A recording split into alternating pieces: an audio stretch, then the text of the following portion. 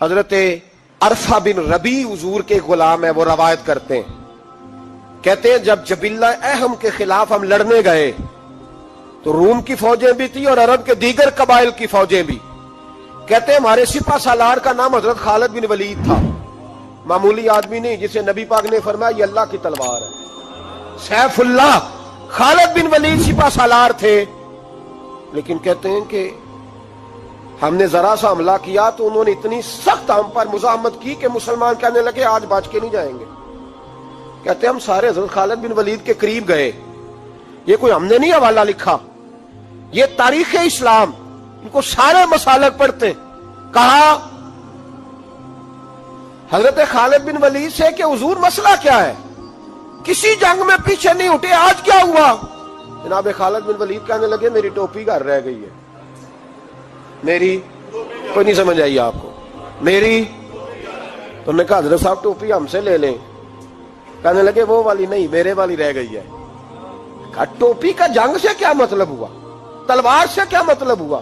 تو آپ فرمانے لگے میں نے اپنی ٹوپی میں نبی پاک کے 3 بال مبارک سیے ہوئے ہیں، 3 منہ مبارک. امت غور کرے اس بات پر، 3 منہ مبارک کے ٹوپی کے اندر سیے ہوئے.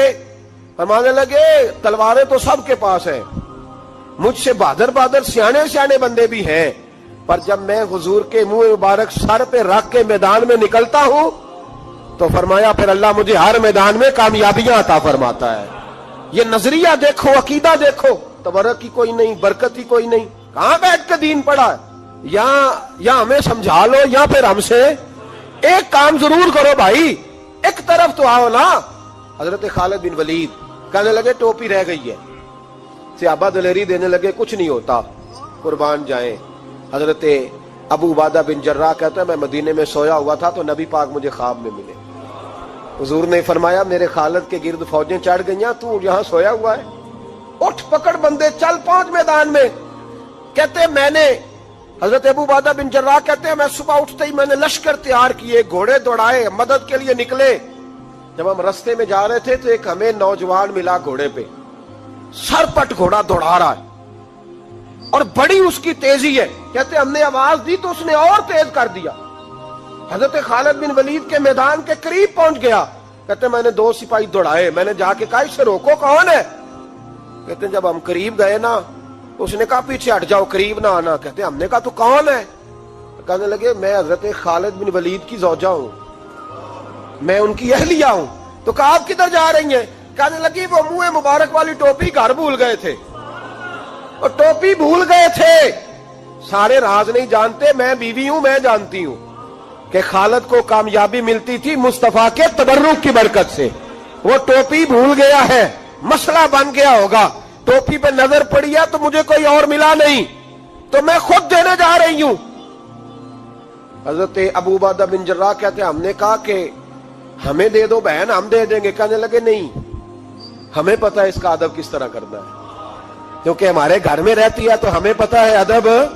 اور یارو اگر یہ ذائقہ ہی نہیں تو پھر تجھے حضور کی عزت کا پتہ ہی نہیں. اگر تو حضور کے تبرک سے آشنا ہی نہیں پھر تجھے پتہ ہی نہیں رسول اللہ کے مقام کا. اقبال کہنے لگے اگر بھاؤ نہ رسیدی تمام بھول حدیث، اگر تو حضور کے قدموں تک نہیں پہنچا پھر تو ابو لہب کے کھاتے میں جائیں گی تیری نمازیں. میرے مصطفیٰ کریم سید عالم صلی اللہ علیہ وسلم کی وہ ٹوپی لے کر زوجہ کہنے لگی تمہیں ادب کا نہیں پتا، میں ہی جاؤں گی. کہا چلو. کہتی وہ دوڑی گئی. حضرت خالد بن ولید کہتے ہیں اچانک میری نظر پڑی تو کافروں کی فوج تنی ہوئی تھی، وہ ٹوٹنے لگی اور ایک شاہ سوار دوڑا آ رہا ہے. تو میں نے کہا یہ اکیلا جوان صفے کاٹتا آ رہا ہے، ہم لڑ رہے تھے تو یہ فوج ہم پر چڑھ آئی تھی، اکیلا جوان. کہتے ہیں جب وہ جوان قریب آیا تو خالد بن ولید کہنے لگے او جوان تو کون ہے، اکیلے نے سب کھول دی. تو کہتے ہیں زوجہ بول کے کہنے لگی نہیں مسئلہ جوان کا یا کمزور کا نہیں خالد، مسئلہ یہ ہے کہ ٹوپی آج میرے پاس ہے.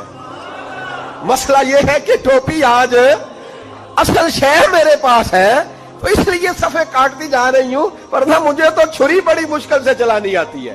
ٹوپی آج میرے پاس ہے. یہ ہے ارض جنت، یہ طیبہ کی زمین ہے، جنت بھی یہی، مال کے جنت بھی یہی ہے. یہ میرے محبوب پاک کے تبرک کی برکت ہے. حضرت خالد بن ولید رضی اللہ تعالیٰ عنہ کو زوجہ کہنے لگی ٹوپی آ گئی ہے. ٹوپی آئی ہے تو سمجھ لو فتح بھی آ گئی ہے. حضرت خالد بن ولید نے ٹوپی پہنی، اتنی دیر میں حضرت ابو عبیدہ بن جراح بھی آ گئے. کہنے لگے تگڑے رہنا، پہنچ گئے ہیں. تو حضرت خالد بن ولید کہنے لگے نام بھی پہنچتے تو خیر تھی، اب مصطفیٰ کے بال مبارک پہنچ گئے، اب حضور کے منہ مبارک. او بھائیو یہ تبرک حضور جہاں رکے. صحیح بخاری، صحیح بخاری، صحیح بخاری حوالہ میرے ذمے. تو مسجد نبی کی دیوار نہیں نہ چومنے دیتا، تو حضرت حلیمہ کے گھر کا بوسہ نہیں نہ لینے دیتا. صحیح بخاری.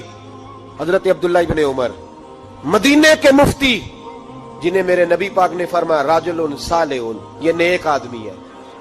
وہ جب جاتے تھے نا بیت اللہ شریف مکہ معظمہ، تو وہ جگہ ڈھونڈ ڈھونڈ کے نماز پڑھتے تھے جہاں میرے نبی نے نماز پڑھی ہے.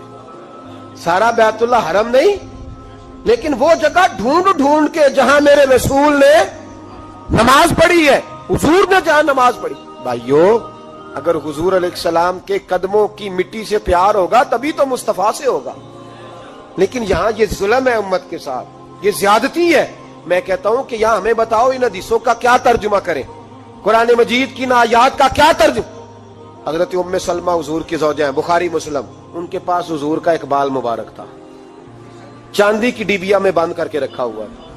جو لا علاج مریض ہوتا وہ حضرت ام سلمہ کے پاس لایا جاتا. وہ کہتی پیالے میں تھوڑا پانی لاؤ. پیالے میں پانی آتا تو وہ منہ مبارک کو پیالے میں ذرا بھگو دیتی، کہتی لو پی لو، اللہ شفا عطا کر دے گا. لا علاج. حضرت انس بن مالک 10 سال حضور کی نوکری کی.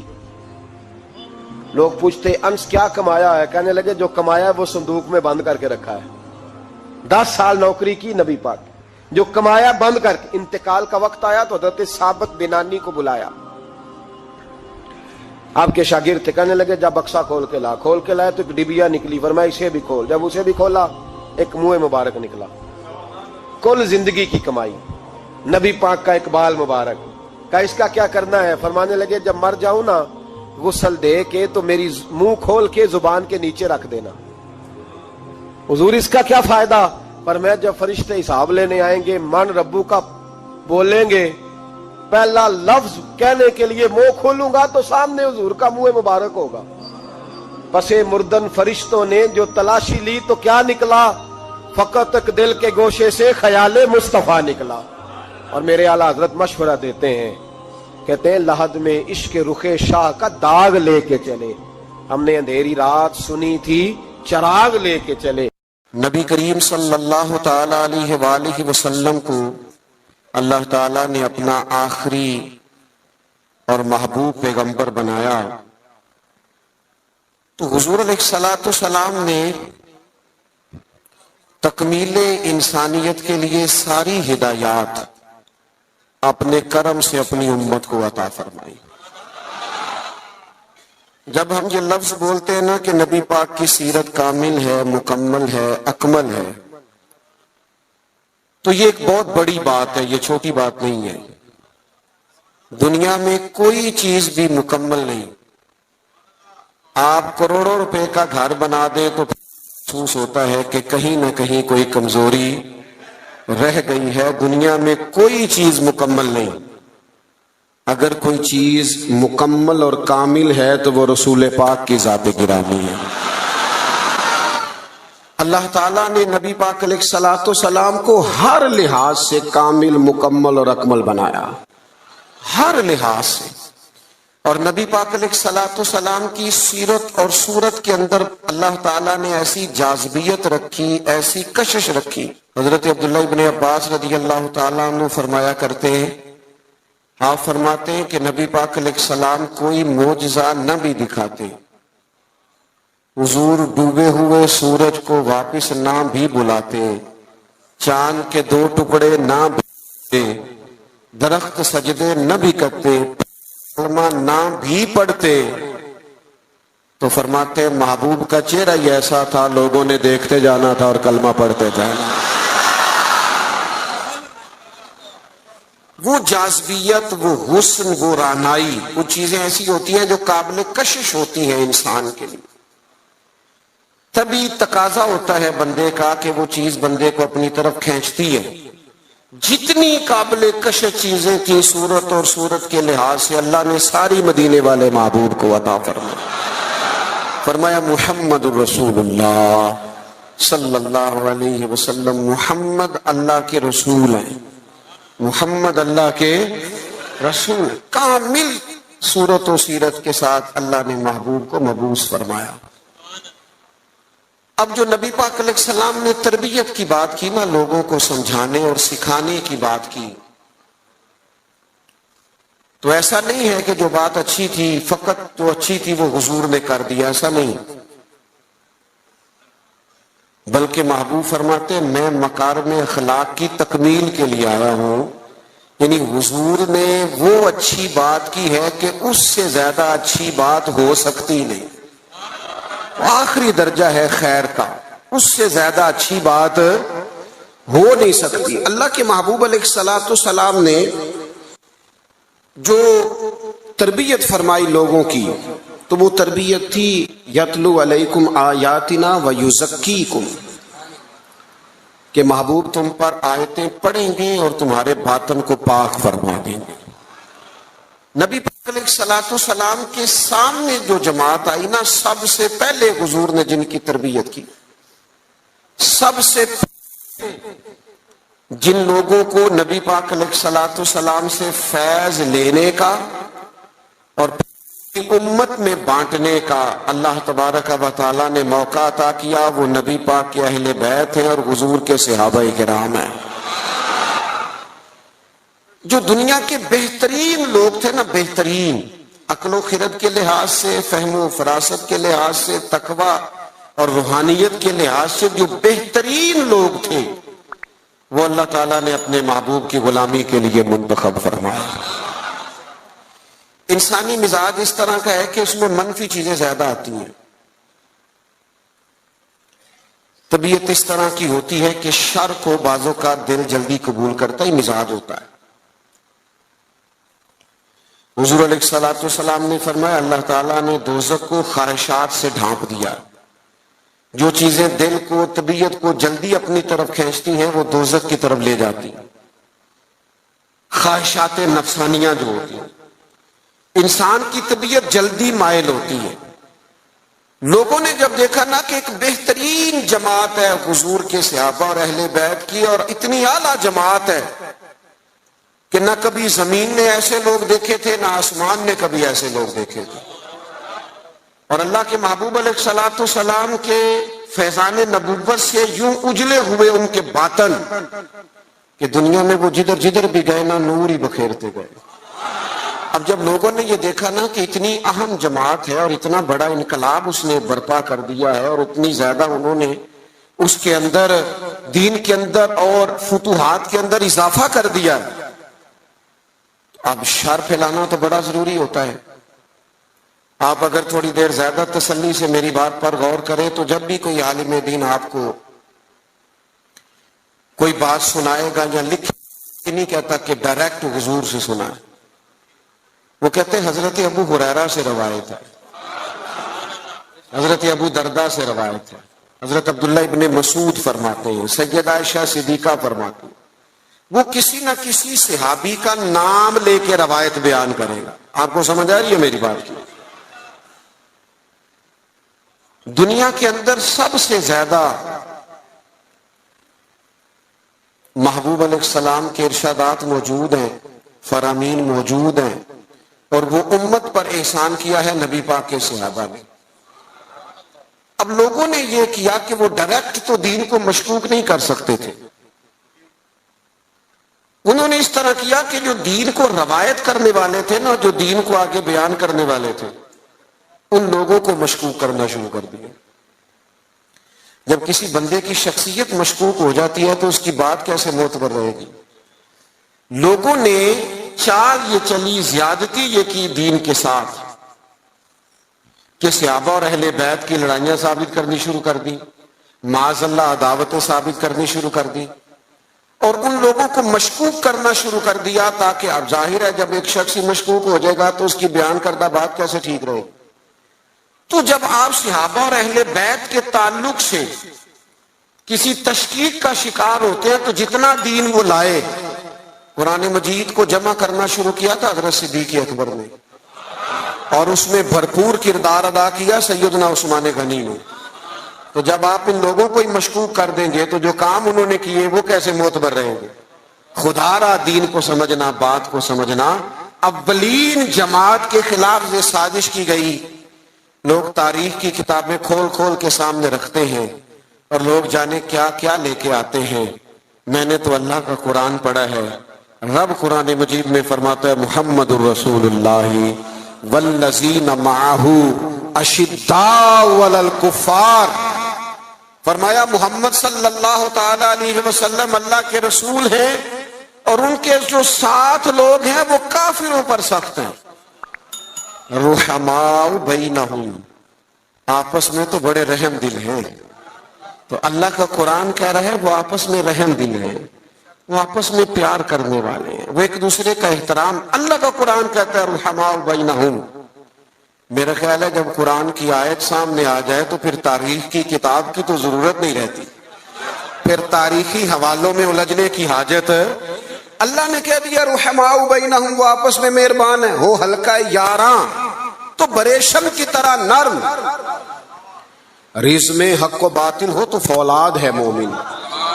مومن تو آپس میں رحم دل ہوتے ہیں، ایک وجود کی طرح ہوتے ہیں. علامہ اسماعیل حقی رحمت اللہ نے لکھا ہے ایک مقام پہ نا تمام صحابہ بیٹھے تھے. ہمارا ایک مزاج ہوتا ہے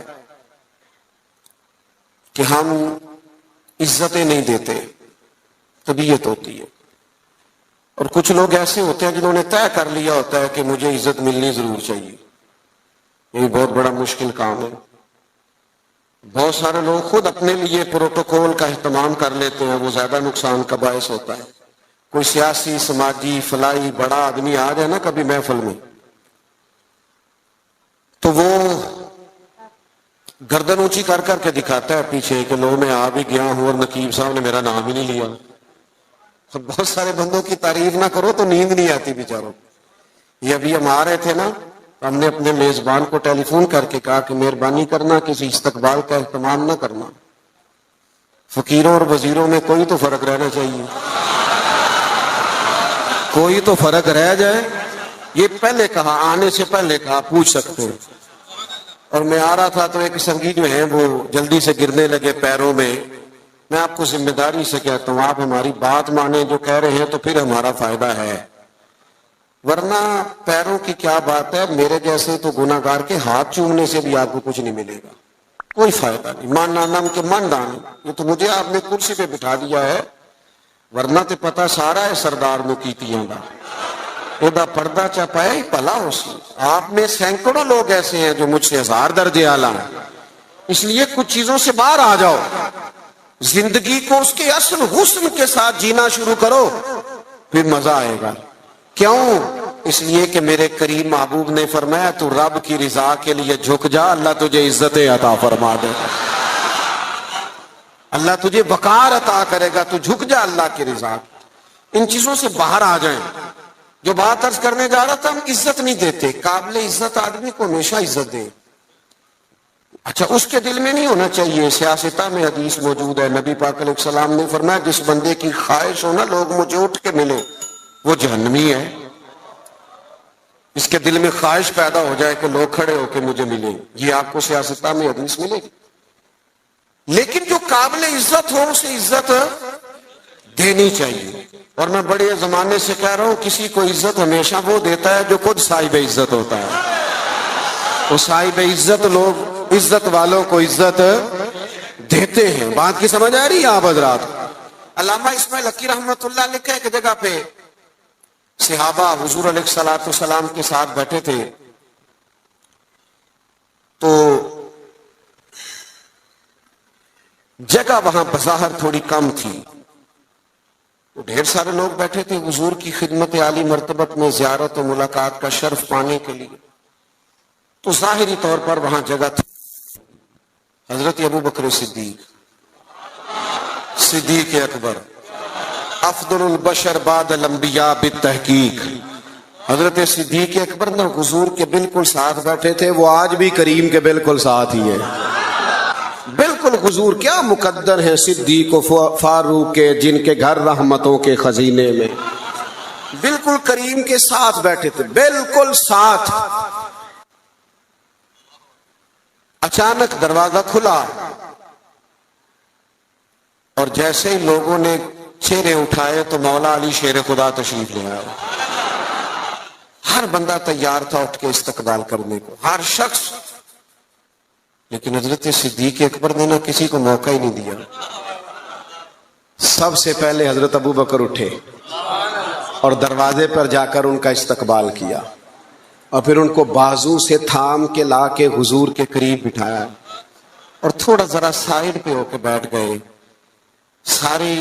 सारी असरार सिर्फ तकरीरों के नहीं होते, बाज़ौकात अमल से भी ऐसा नतीजा निकलता है, अमल करने से भी, कि वो बात कहीं दूर चली जाती है। हजरत सैयदना सिद्दीक अकबर उठे, बाजू थामा, ला के मौलाए कायनात को हुजूर के करीब बिठाया। किसी ने तबसरा नहीं किया, महफिल का रंग ही बदल गया, लोगों के जहनों में तस्वीर भी बदल गए। जब कैफियत और हो गई तो और क्या तबसरा कोई करता। मेरे करीम बोले और हुजूर फरमाने लगे, देखा तुमने मेरे अबू बकर ने क्या किया है? तुमने गौर किया मेरे सिद्दीक ने क्या किया है? फिर हुजूर फरमाने लगे, इज्जत वाला ही किसी की इज्जत को पहचाना करता है।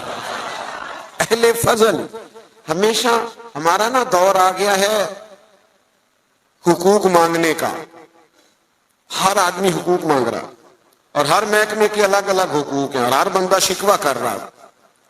कई दफा मुझे कमजोर लगते हैं वो लोग जो इस तरह शिकवे करते हैं। एक जगह में दस्तार फजीलत के इज्तिमा में हाजिर था तो वहां एक साहब ने बड़े दर्द से बात की कि लोग उलमा तुलबा की इज्जत नहीं करते, वो वकार नहीं देते। मैंने कहा ठीक है, आपकी बात बड़ी हद तक ये मसला ठीक है, लेकिन इसका इजहार कभी भी कमजोरी के साथ ना करें, कभी सहम के डर के पीछे हट के ये बात ना करें। आपको क्या जरूरत पड़ी है इतना झुक के ये बात करने की? आप तो वो जमात है, तालिब इल्म उलमा तो वो जमात है कि ये पहले दिन घर से निकलता है, अभी इसने एक सिपारा भी नहीं पढ़ा, अलिफ बा ता सा भी नहीं पढ़ा, अभी घर से निकला है कि अल्लाह के फरिश्तों ने इसके पैरों के नीचे अभी दिए। तो तुझे रब रसूल की बारगाह से इतना एहसास मिल रहा है, तू इधर उधर क्यों देखता है? ये कच्ची बात है। कमजोर मजदूर आदमी ना, कई दफा बाज लोग मिलने आते हैं तो कहते हैं आप क्या काम करते हैं? कहते हैं जी हजरत साहब, पीर साहब, मैं ना जी मजदूर हूं। मैं कहता हूं ये आपने झुक झुक के बात क्यों की? सर झुका के आपने बात की मैं मजदूर हूं, इसका क्या माना हुआ? सर झुका के वो बात करे जिसने करप्शन की है, जिसने माल लूटा है, जो किसी के पैसों पे पलता है। तू तो मेहनत करके दो हाथों से कमा के खाता है, तू सार उठा के जिया कर।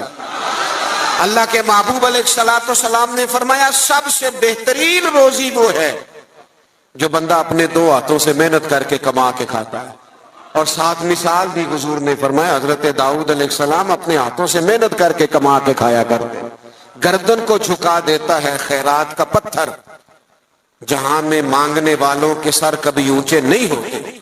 तो सहाबा किराम अलैहिम रिदवान का ये मिजाज रहा कि आपस में एक दूसरे को इज्जत दे। दूसरी बात ये थी कि उनकी जिंदगियों में जो पहलू आपको बड़ा गालिब नजर आएगा ना, वो पहलू है उनके मिजाजों की तभी सादगी। सादा तर्ज जिंदगी ना आसान बड़ा होता है, और ये जो तर्ज जिंदगी होता है ना थोड़ा सा दुनिया से हट के, ये मुश्किल होता है। यानी जो बंदा अभी आ गया ना चारा काटता हुआ वुजू करके चेंज करके मस्जिद में, वो जहां भी जगह मिल जाए खैर है, उसे टेंशन कोई नहीं।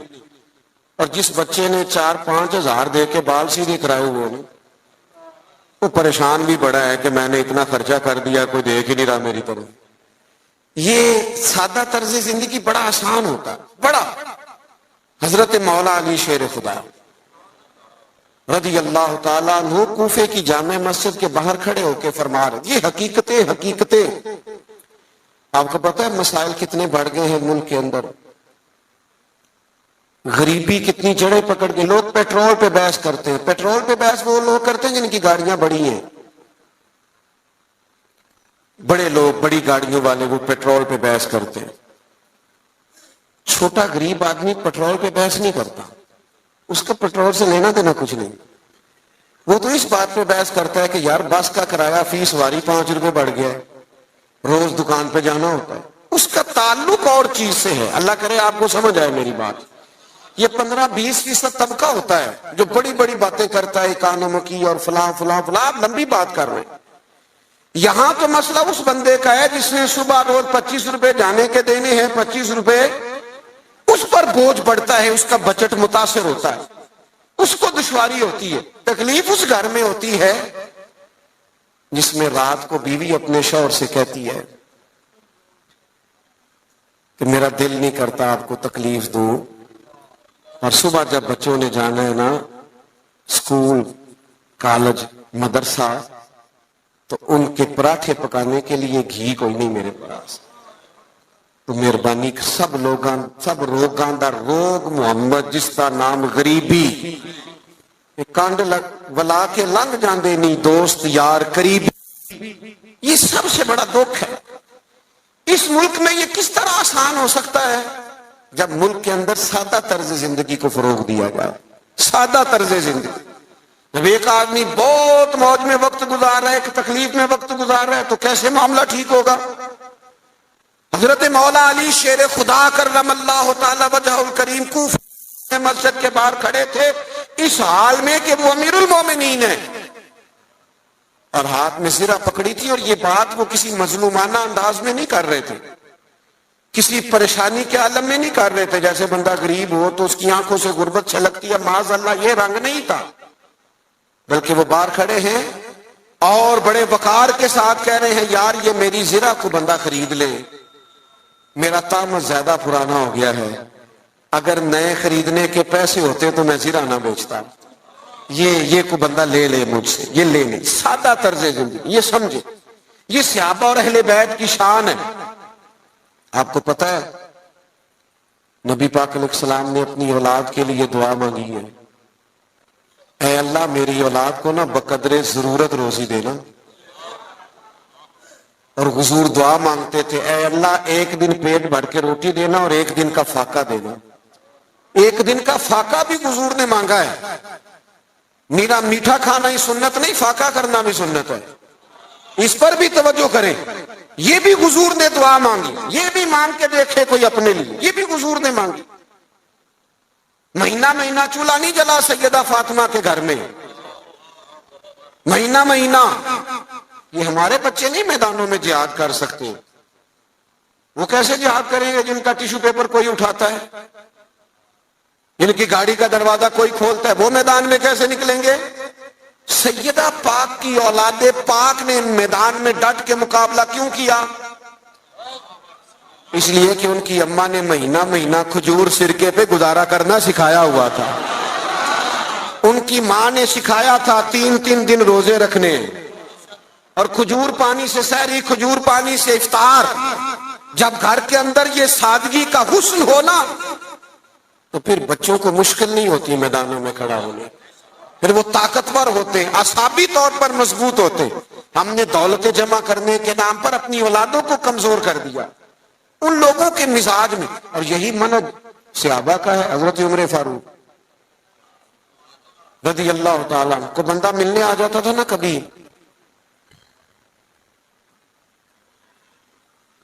تو پوچھتا تھا تمہارے بادشاہ کا محل کہاں ہے؟ تو صحابہ فرماتے تھے ان کا محل کوئی نہیں, وہ یہیں تھے, کبھی مسجد میں مل جائیں گے. اور جا کے پوچھتے تھے جناب امیر المومنین کہاں؟ تو مسجد والے کہتے تھے یہیں تھے, کہیں باہر نکل گئے. باہر نکل کے پوچھا حضرت عمر کہاں ہیں؟ تو انہوں نے کہا وہ باغ ہے نا فلانا, اس باغ کی. تو اس نے کہا حد ہو گئی ہے, ہمارا تو بادشاہ گلی میں نظر آ جائے تو پورے علاقے کو پتہ چل جاتا ہے بادشاہ سلامت آ گئے. اور یہاں عجیب منظر ہے کہ امیر المومنین اور 22-24 لاکھ مربع میل کی حکومت. یہ سادہ طرز زندگی اسی کسی دے کچھ بھی نہیں لگتے. نہ کوئی ساڈا دردی تے نالے اٹھ بھلیا چل اوتھے بسیے جتھے نہیں سنے, نہ کوئی ساڈی ذات پچھانے نہ کوئی سانو منے. یہ طرز زندگی, یہ انداز تکلم. حضرت سیدنا فاروق اعظم ادھر گئے ہیں ایک دفعہ نا, تمام صحابہ نے یہ ذرا اس کا مزہ لے کے دیکھیں، اس کا بڑا مزہ ہے۔ میں کئی دفعہ دوستوں سے کہتا ہوں روب کپڑوں کا نہیں ہوتا، روب کردار کا ہوتا ہے۔ ہاں ہاں، کسی آدمی کا 6 کروڑ کا مکان ہو نا، بڑی سوسائٹی میں بڑی کوٹھی، تو پیسہ کرپشن کا ہو تو لوگ دروازے پہ کھڑے ہو کے کہہ دیتے ہیں 2 نمبر مال ہے۔ اور بندہ ٹوٹی ہوئی موٹر سائیکل پہ آئے، چھوٹا سا آفیسر ہو، چھوٹا سا ملازم، اور جس کرسی میز پہ بیٹھے وہ بھی ٹوٹے ہوئے ہوں، تو اس کے باہر دفتر کے دروازے پہ بڑے بڑے وزیر سفیر کھڑے ہو کے کہہ رہے ہوتے ہیں یار بندہ بڑا کھڑا ہے، نہ سفارش نہ جائے سنتا ہے، نہ رشوت لیتا ہے۔ اس کا مطلب ہے روب کپڑوں کا۔ ہمارے بزرگ تھے نا گجرانوالہ میں حاجی ابو داؤد محمد صادق صاحب رحمت اللہ علیہ، ہم بڑے بڑے لوگوں کو دیکھتے تھے، وہ حضرت سے ملنے کے لیے آتے تو کوشش کرتے پہلے کبھی امامہ باندھ لینا، اگر کوئی گھڑی چین والی ہے تو اتار لینا۔ اتنی بڑی پجاروں سے بندہ اترا ہے لیکن اپنا لباس ٹھیک کر رہا ہے، اور اپنا اس شخص کا حال یہ تھا زندگی ساری رکشے میں سفر کیا، مکان مسجد کا، اسی میں زندگی بتا دی۔ کسی نے 1000 پہ نظر پیش کی تو کہنے لگے میرا تو اتنا خرچہ ہی نہیں، مجھے 50 دے جا گزارا چل جائے گا، تو غریب آدمی ہے، تو لے جا اپنے گھر میں کام کاج چلا۔ الہی تیرے سادہ دل بندے کدھر جائیں۔ او عزیز دوست، سادہ طرز زندگی، سادہ، یہ شان ہے صحابہ اور اہل بیت کی۔ اپنی زندگیوں میں نا یہ اعلیٰ کھانا کھا کے نا، روز مرغن غذائیں کھا کے پھر دوائیاں بھی کھانی پڑتی ہیں۔ سادی روٹی کھائیں نا۔ میں نے اپنے ابا جی سے ایک دن پوچھا، میں نے کہا کھانے میں کیا پسند ہے؟ کہنے لگے پتر جی بھوک لگی ہوئے تے اچار دا بھی بڑا ہی مزہ ہے تے چٹنی دا بھی بڑا ہی سواد ہے تے جے نہ لگی ہوئے تے پھر نخرے، یہ نہیں کھانا یہ نہیں کھانا۔ بھوک لگ جائے تو پھر سارا کچھ کھانے میں مزہ آتا ہے۔ حضرت عمر فاروق کو نا میٹنگ کر کے صحابہ نے میٹنگ کر کے کہا، باقاعدہ میٹنگ ہوئی کہ جناب عمر سے کہنا ہے حضرت صدیق اکبر رضی اللہ تعالیٰ عنہ کے دور مبارک تک اتنی وسعت نہیں تھی، اب تو اللہ نے بڑی وسعت کر دی ہے، آپ کو بھی مال غنیمت میں بڑا حصہ ملتا ہے، اور اپنی جگہ حضور کا فرمان بھی بالکل درست موجود ہے کہ اللہ نعمت دے تو اثر دیکھنا پسند کرتا ہے۔ آپ کا کرتا کوئی پرانا پھٹا ہوا، اتنے پیبند ہیں کہ اب پیبند لگنے کی بھی جگہ نہیں۔ عمر سے کہنا کرتا نیا لے لیں۔ سب نے کہا بالکل کہنا چاہیے یار، بڑے بڑے وزیر ملنے آتے ہیں، بڑے بڑے ملکوں کے سفیر آتے ہیں، تو عمر سے کہنا ہے۔ سب کہنے لگے کہنا چاہیے کہنا چاہیے۔ ایک صحابی بولنے کہنے لگے چلو پھر اس بندے کا نام بھی بتاؤ جو عمر سے بات کرے گا۔ بندہ ایک چنو نا جو سیدنا عمر سے، ان کے روب کے سامنے کوئی بات کرے گا۔ ایک صحابی کہنے لگے ہے نا ایک بندہ جن کی بات نہیں ٹالیں گے۔ کہا وہ کون ہے؟ کہنے لگے مولا علی شیر خدا، ان کی بات نہیں ٹالی جائے۔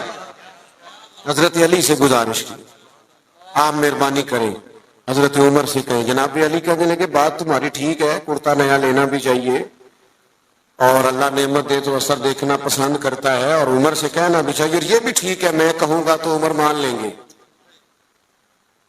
لیکن چونکہ میں ہم راز ہوں، میں طبیعت جانتا ہوں، میں کہوں گا تو مان لیں گے، پر یہ والی بات میں نے بھی کوئی نہیں کرنی، کوئی اور کہو تو کرا دیتا ہوں، یہ والی نہیں میں نے کرنی۔ کہا پھر کوئی رستہ ہی بتا دیں۔ تو حضرت علی کے پاس رستے تو سارے ہیں نا، جانتے تو سارے ہیں نا، وہ باب مدینہ العلم ہے۔ حضرت مولا علی کہنے لگے رستہ ہے نا، سیدہ عائشہ صدیقہ وہ ماں ہے نا مومنوں کی، تو ماں کی بات ٹالی نہیں جا سکتی، ماں تو ماں ہوتی ہے۔ سیدہ عائشہ صدیقہ رضی اللہ تعالیٰ عنہ سے کہا آپ کہیے، تو سیدہ فرمانے لگی ٹھیک ہے، فوراً حکم دیا جناب عمر آئیں۔ انہوں نے بھی چند منٹ بھی نہیں لیے، فوراً حاضر ہوئے۔ ہر جگہ پہ نا بحث نہیں کرنی چاہیے، کچھ جگہ غلامی بھی کرنی چاہیے، چپ کر کے بھی مان لینی چاہیے۔ سانو قید سجن دا گہنا ہے، او جینجے رکھے اونج رہنا ہے، کبھی مان لینا چاہیے چپ کر۔ حضرت عمر دوڑے گئے، اماں جی میں حاضر ہوں۔ کہا امیر المومنین نے ایک بات کر دی، آپ حکم کریں۔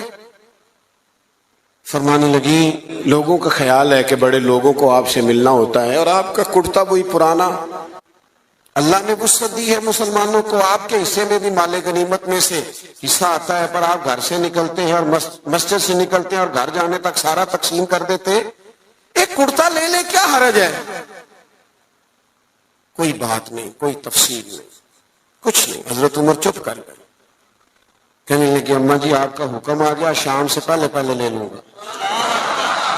ہاں ہاں، سانو قید سجن دا کہنا ہے، وہ جنج رکھے ایسا اونج رہنا، یہ حضور کی نسبت ہے، اس کا اکرام ہے۔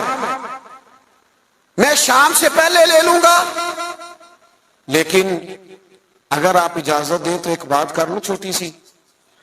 سیدہ کہنے لگی عمر کر لے، تو جناب عمر بات کرنے سے پہلے رو پڑے،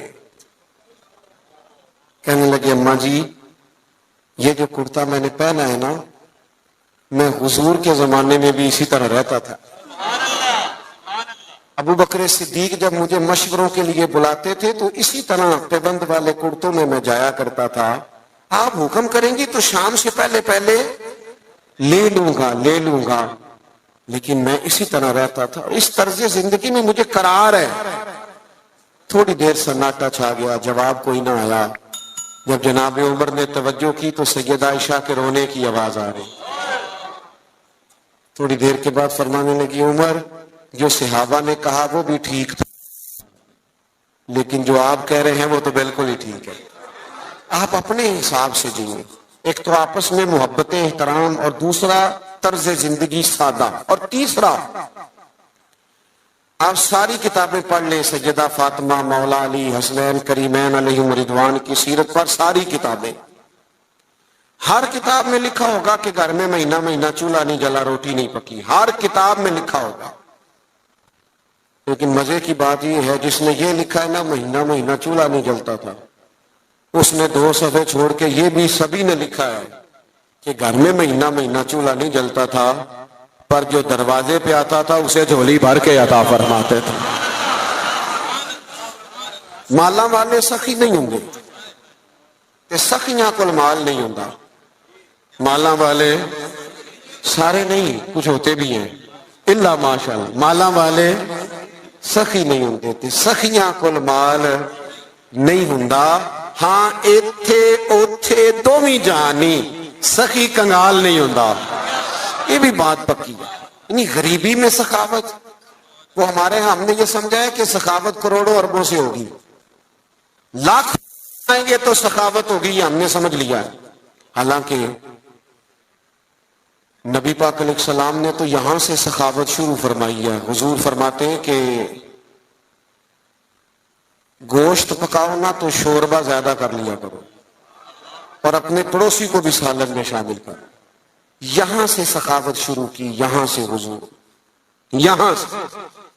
آپ غور کریں صحابہ اور اہل بیت کی زندگیوں پر کہ ان کا طرز زندگی سخاوت کے معاملے میں کیا ہے۔ بڑا کم ہوتا ہے سگے بھائی کو لوگ دینے میں کتراتے، لیکن جب ہجرت کر کے مہاجرین مدینے آئے تھے نا تو انصار نے چلتے کاروبار آدھے آدھے دے دیے۔ یہ باتیں کرنی آسان ہے، لیکن کسی کو اپنا گھر، اپنے بچوں میں لوگ گھر تقسیم کرتے ہیں نا، دیوار میں دیوار نکل دیا تو روتے ہیں میرا گھر بٹ گیا ہے، اپنے بچوں میں بانٹتے وقت لوگ رو پڑتے ہیں۔ میرے دوستوں صحابہ نے تو آپس میں بانٹ دیا۔ میں بس بات ختم کرنے لگا ہوں۔ امام حسین رضی اللہ تعالیٰ عنہ گھر میں تھے، دروازے پہ دستک ہوئی، آپ نے صاحبزادے سے کہا دیکھنا کون ہے؟ عرض گزار ہوئے حضور ایک بھکاری ہے، فقیر ہے، مانگنے والا آیا۔ 600 یا 800 دینار پڑے تھے گھر میں۔ ہم نہ مانگنے والے کے لیے وہ نوٹ رکھا ہوتا ہے ہم نے جو بچہ بھی کوئی نہیں لیتا، ایک مانگنے والے کے لیے، ایک مسجد کی ٹوپی میں ڈالنے کے لیے، سب سے چھوٹا رکھا ہوتا ہے۔ کہا حضور وہ آیا ہے، تو 600 یا 800 دینار پڑے تھے۔ امام حسین اٹھ کے باہر تشریف لے گئے، وہ سارے کے سارے دینار فقیر کی جھولی میں ڈالے اور ڈھال کے فرمانے لگے پتہ نہیں تھا آپ نے آنا ہے، ورنہ میں کو بندوبست کر کے رکھتا ہے۔ یہ دیکھو خود بھیک دے خود ہی کہیں منگتے کا بھلا ہے، منگتے کا۔ ایک تو ان کا احترام تھا آپس میں، ایک یہ کہ انہوں نے طرز زندگی سادہ، یہ جو فقیری ہے نا یہ حضور کی مجبوری نہیں، یہ نبی پاک کی پسند ہے۔ فقر اختیاری ہے رسول پاک کا، حضور کی پسند ہے سادہ رہ۔ اور تیسری بات یہ کہ سخاوت کرنا، دوسروں کا خیال رکھنا۔ ایک بات سن لیں اور میں اپنی بات کو ختم کروں۔ 9-10 محرم کی درمیانی رات تھی،